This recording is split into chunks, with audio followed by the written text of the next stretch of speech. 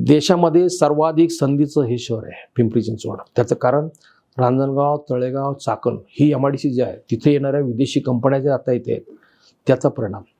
चाकण त्याशिवाय हिंजवडी, तळवडे हे IT park. आता आपण म्हणतो IT पार्कमध्ये मंदी येईल वगैरे, तसं काय अजून काही दिसत नाही वातावरण. रिअल इस्टेटमध्ये सुद्धा इथं बूम आहे. रिअल इस्टेटमध्ये ताथोडेसारख्या ठिकाणी जिथं 5 वर्षापूर्वी 30 आणि 40 लाख रुपये गुंठ्याला भाव होता तिथं आज 1 कोटी रुपये भाव आहे. इथल्या फ्लॅटचे भाव कोरेगाव पार्क सारखे भाव वाढतात.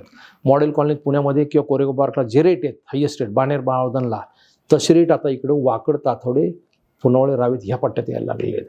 या शहरातलं चरोली आणि हा जो पट्टा आहे चरोली, डोडगाव, मोशी हा लोहगाव विमानतळ तिथून 20 मिनिटाच्या अंतरावर होणारा रस्ता होणार आहे. त्याच्यामुळे तिकडं इतकी प्रचंड वेगाने वाढ होते. देशामध्ये सर्वाधिक वेगाने वाढणारं हे शहर मी तुला सांगतो 70% वेगाने.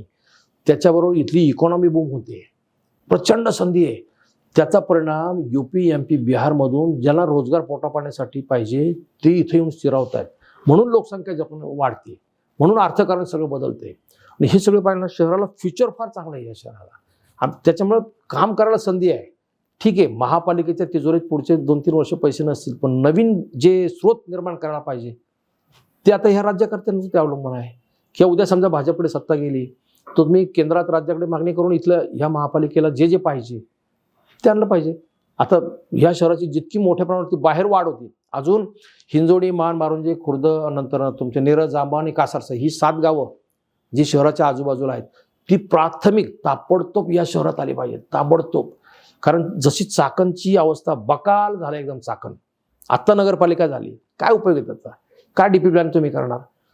जर चाकणच्या ह्या हिंजवडीच्या परिसरातली ही 7 आती गावं आहेत ना ती ताबडतोब इकडे घेतली, त्यांचं जर प्लॅनिंग केलं तर त्याला फ्युचर फार चांगलं आहे. या शहराला फ्युचर यासाठी चांगला आहे की मुंबई, पुणे गच्च भरलेली आहे, दोन्ही शहरं गच्च भरलेली आहेत. आणि अजूनही परवडणारं घर कुठे मिळत असेल तर या शहरात मिळते. रोजगार मिळतो, पोटाला मिळतं. या शहरामध्ये पाण्याची तशी कमतरता नाही आहे, अजून दिवसाआड पाणी मिळते, परंतु मुबलक मिळते. त्यामुळे सगळ्या गोष्टींनी प्रदूषणाच्या बाबतीमध्ये जसं तुम्ही मुंबईचं प्रदूषण म्हणता किंवा पुण्याच्या बाबतीत एकदम हे झालेलं आहे, तसं अजून पिंपरी चिंचवडचं नाही आहे. अजून बऱ्यापैकी आहे, परिस्थिती चांगली आहे. जे राज्यकर्ते कोणी येतील आता या शहरासाठी, जे नगरसेवक येतील, त्याच्यामधून जास्तीत जास्त सुशिक्षित, होतकरू, ग्लोबल व्हिजन असलेले चांगले असतील ना तरुण, तर मला वाटतं या शहराला फ्युचर फार चांगलं आहे. या शहराचं भवितव्य यासाठी चांगलं आहे. पुण्यातल्या लक्ष्मी रोडवरच्या जेवढ्या मोठ्या मोठ्या बाजारपेठे जेवढे ब्रँडेड आहेत त्यांनी सगळ्यांनी या शहरात आता शिरसावर झालेत.